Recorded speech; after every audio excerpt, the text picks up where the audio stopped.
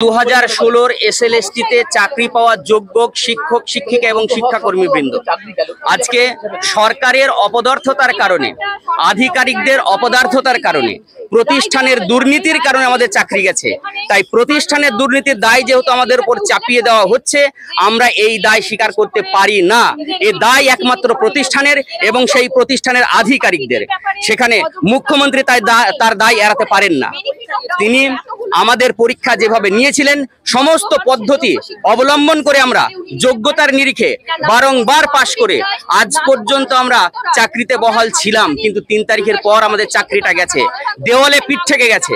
আমরা বাধ্য হয়ে আজকে রাস্তায় নেমেছি সরকারকে বার্তা দিতে, যদি আমাদের পুনর্বহালের জন্য যথোপযুক্ত ব্যবস্থা না নেওয়া হয়, তাহলে আমরা সহিংস আন্দোলনের মাধ্যমে হলেও, আমরা রক্ত দিয়ে হলেও, জীবন দিয়ে হলেও আমাদের অধিকার ছিনিয়ে আনার চেষ্টা করব। আজকে আমরা ডিআই অফিসে অভিযান করছি, ডিআই অফিসে তালা লাগাবো, সরকারকে বার্তা দেব, কোনো রকম পদক্ষেপ আমাদের বিরুদ্ধে নেওয়া যাবে না।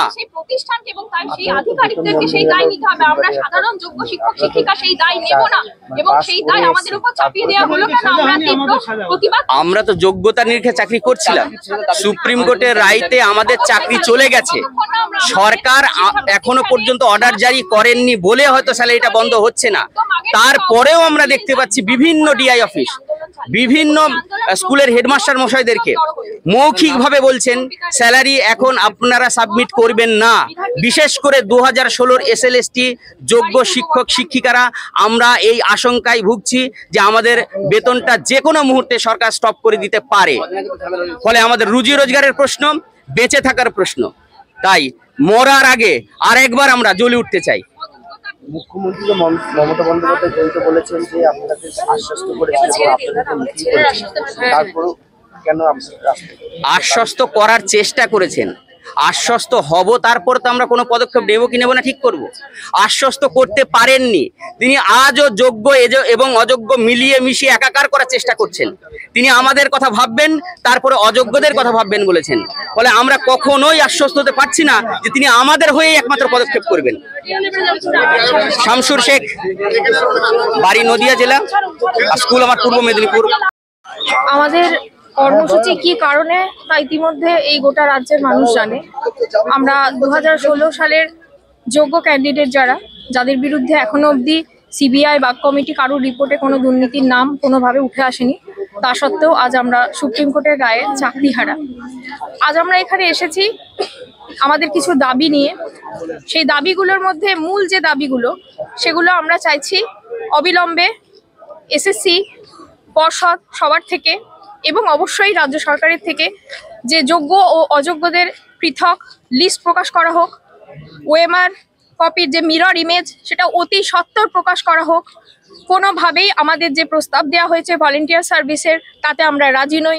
আমরা নতুন করে স্কুল সার্ভিস কমিশনের পরীক্ষা দিতেও রাজি নই। তার কারণ আমরা যোগ্য, আমরা যোগ্যতার সাথে পরীক্ষা দিয়েছি। আমাদের এত বছরের পরিশ্রম, এত বছরের মেধা, এত বছরের আমাদের যে রাত জাগা, সেই সব কিছুকে আমরা এক মুহূর্তে মিথ্যে হতে দেব না। তাই আমরা আমাদের নিজ নিজ শিক্ষা প্রতিষ্ঠানে আগের মর্যাদাতেই সসম্মানে আমাদের পুনর্বহাল করতে হবে, এটাই আমাদের দাবি। আমরা যে পোস্টে ছিলাম সেই পোস্টে সেই সম্মানেই চাকরি করব। যতক্ষণ না আমাদের বিরুদ্ধে কোনো অযোগ্য হিসাবে কোনো অ্যালিগেশন আসছে, আমরা এই দুর্নীতির দায় কিছুতেই স্বীকার করব না। এবং সবথেকে বড় কথা, যে সুপ্রিম কোর্ট এই রায়ের পিছনে যে কারণটা দর্শিয়েছেন যে প্রাতিষ্ঠানিক দুর্নীতি, তো সেই প্রতিষ্ঠান এবং প্রতিষ্ঠানের আধিকারিককে দায় স্বীকার করতে হবে। এর দায় কোনোভাবেই আমরা যোগ্য ক্যান্ডিডেটরা নেব না। এটা প্রাতিষ্ঠানিক দুর্নীতি যদি না মানে, আমরা আমাদের শেষ রক্তবিন্দু দিয়ে চেষ্টা করবো আন্দোলন করবার, তীব্রতর আন্দোলন যাতে মানতে হয়। না মানার কোনো প্রশ্নই আমরা মানছি না, তা না হলে রাজ্যে আগুন চলবে। আমাদের জীবন, আমাদের সংসার, আমাদের সন্তান, সকলে আমরা আজকে পথে বসেছি। তা আমরা যাদের জন্য পথে বসেছি তাদেরকে এত সহজে ছেড়ে আমরা মৃত্যুবরণ করব না। আর যদি তারপরেও না মানে, তাহলে আমরা সকলে দেশের প্রধানমন্ত্রীর কাছে, রাষ্ট্রপতির কাছে এবং আমাদের দেশের এই যে যত সাধারণ মানুষ আছে তাদের কাছ থেকে আমরা আবেদন করছি, তারা আমাদের পাশে এসে দাঁড়াক, তারা অন্যায়ের বিরুদ্ধে তীব্র প্রতিবাদ জানাক। নাহলে আমরা প্রত্যেকে রাষ্ট্রপতির কাছে স্বেচ্ছা মৃত্যুর আবেদন পর্যন্ত করতে বাধ্য হব। তার কারণ আমাদের গায়ে যে অযোগ্যতা তকমা লাগিয়ে দেওয়ার চেষ্টা চলছে, আমাদের চাকরি কেড়ে নিয়ে আমাদেরকে পথে বসাবার যে চক্রান্ত চলছে, সেই চক্রান্তে সসম্মানে যদি আমরা না বাঁচতেই পারি তাহলে তা এমনিতেই আমাদের কাছে মৃত্যুর শামিল। তাই আমরা মরতে ভয় পাই না এবং আমাদের যতক্ষণ প্রাণ আছে আমরা শেষ পর্যন্ত শেষ রক্তবিন্দু দিয়ে সমবেতভাবে লড়বো। এবং এই অন্যায় আজকে আমাদের কর্মসূচি প্রধানত হচ্ছে ডিআই অফিস অভিযান। ডিআই অফিসকে আমরা আজকে তালা লাগাবো এবং ডিআই অফিসে কোনো কাজ হতে দেব না। এর পরবর্তী অভিযান আমরা ওখানকার পরিস্থিতি অনুযায়ী বিভিন্ন জায়গায়, শহরের বিভিন্ন যে জায়গাগুলোতে সাধারণ শুভবুদ্ধি সম্পন্ন মানুষ আছে, আমরা চাই আজকে সকলের সামনে যা তারা টিভিতে দেখছে, মিডিয়াতে দেখছে, তার সাথে সাথে আমাদের নিজেদের শহর, সেই শহরে তারা দেখুক যে যোগ্য প্রকৃত শিক্ষক শিক্ষিকা তারা আজকে স্কুলের বাইরে, তারা আজকে পথে এসে তাদের মর্যাদার জন্য, তাদের সম্মানের জন্য কিভাবে লড়ছে। আমরা তাদেরকেও আহ্বান জানাচ্ছি তারা আমাদের সাথে সমবেতভাবে আসুক, আমাদের এই মিছিলে তারাও সামিল হোক, যাতে তা বৃহত্তর আন্দোলন হতে পারে। একটা বৈঠক করেছে, হ্যাঁ, সেখান থেকে তারা কি বলেছেন যে সে একটা সুরাহা বার করবে, কি বলবেন? সুরাহা বার করবেন বললে তো আমরা শুনবো না, আমরা সেই জায়গাতে নেই। কি সুরাহা বার করবেন সে বিষয়ে তিনি কোনো সুচিন্তিত বা সুস্পষ্ট বার্তা কিন্তু দেননি। তিনি যেটা বলেছেন, আমরা ছিলাম, তিনি যে ভলেন্টিয়ার সার্ভিসের কথা বলেছেন, আমরা তার সেই দাবি কেউ মেনে নিচ্ছি না। তার কারণ আমরা, এবং উনি বলেছেন যে আমি প্রথমে অযোগ্যদের বিষয়টা দেখবো, তারপর যোগ্যদের বিষয়টা, প্রথমে যোগ্যদের বিষয়টা দেখবো, তারপর অযোগ্যদের বিষয়টা দেখবো। কিন্তু আমরা এর সাথে একমত নই। আমাদের প্রধান এবং একমাত্র দাবি যে অযোগ্যদেরকে বাদ দিয়ে যোগ্যদের একটা ফেয়ার লিস্ট বার করতে হবে। সুপ্রিম কোর্টের রায় তো কিভাবে মোকাবেলা করবেন, কিভাবে আপনারা আন্দোলন করে এটাকে ক্যাম্পা করার চেষ্টা করবেন? সুপ্রিম কোর্টের যেহেতু রায়, সেটা একটা আইনি রায়, তাই আইনিভাবে আমাদের অবশ্যই লড়তে হবে। সেটা আমরা আমাদের সংগঠন, আমরা সকলে মিলে সেইভাবেই উকিলের পরামর্শ নিয়ে সেভাবে লড়বই, রিপিটিশন হবে। তার সাথে সাথে শুধু উকিলের লড়াই বা আইনের লড়াই লড়লেই তো হবে না, এটা আমাদের ভাতের লড়াই, পেটের লড়াই। তাই আমরা রাস্তায় নেমেও আন্দোলন করব, তীব্র থেকে তীব্রতর আন্দোলন করবো এই লড়াই চালিয়ে যাওয়ার জন্য। আজকে এখানে কতদিন কারা কারা এসেছে? আমাদের নদিয়া ডিস্ট্রিক্টের যে সমস্ত যোগ্য ক্যান্ডিডেট আসছে, এখানে যাদের উপস্থিত দেখছেন, সমস্ত শিক্ষক শিক্ষিকা, গ্রুপ সি গ্রুপ ডি সমস্ত শিক্ষাকর্মীরা, তারা সকলেই এসেছেন এবং আরো অনেকে আসছেন, পথে এসে পৌঁছাননি এখনো। আমরা সকলে সমবেতভাবে এই লড়াই লড়বো। এইটা কাদের গাফিলতির জন্য হয়েছে বলে? অবশ্যই সরকারের গাফিলতি এবং যারা, কেননা দুর্নীতি, এসএসসি এবং পর্ষদ, যাদের দুর্নীতির কথা বলা হচ্ছে তারা তো এই রাজ্য সরকারের অধীনস্থ কর্মচারী। তাই অবশ্যই এই দায় রাজ্য সরকারকে নিতে হবে, এই দায় উনি অস্বীকার করতে পারেন না। তাহলে তো মাননীয় মুখ্যমন্ত্রী যে বক্তব্য রাখলেন আপনাদের সামনে গিয়েছিলেন, সেখানে কি বার্তা তুলে ধরেছিলেন? সেখানে বারবার বলা হয়েছে ওএমআর সিটের কথা, ওএমআর সিটের মিরর ইমেজের কথা এবং রাজ্য সরকারকে এই দায় নিতে হবে সে কথাও সেখানে বলা হয়েছে। উনি আমাদেরকে আশ্বাস দিয়েছেন এবং উনি বলার পর আমাদের আর বলার মতো সেই জায়গাতে সুযোগ দেওয়া হয়নি যে ওনার বক্তব্যের পর আমরা সেখানে কিছু বক্তব্য পেশ করতে পারি। ভরসা থাকলে আজকে আমরা রাস্তায় দাঁড়াতামই না, আজকে এই দুর্নীতি হতো না, আজকে 6 বছর 7 বছর চাকরি করবার পর আমরা স্কুলে থাকতাম, রাস্তায় থাকতাম না। সুম্পিতা রেজ,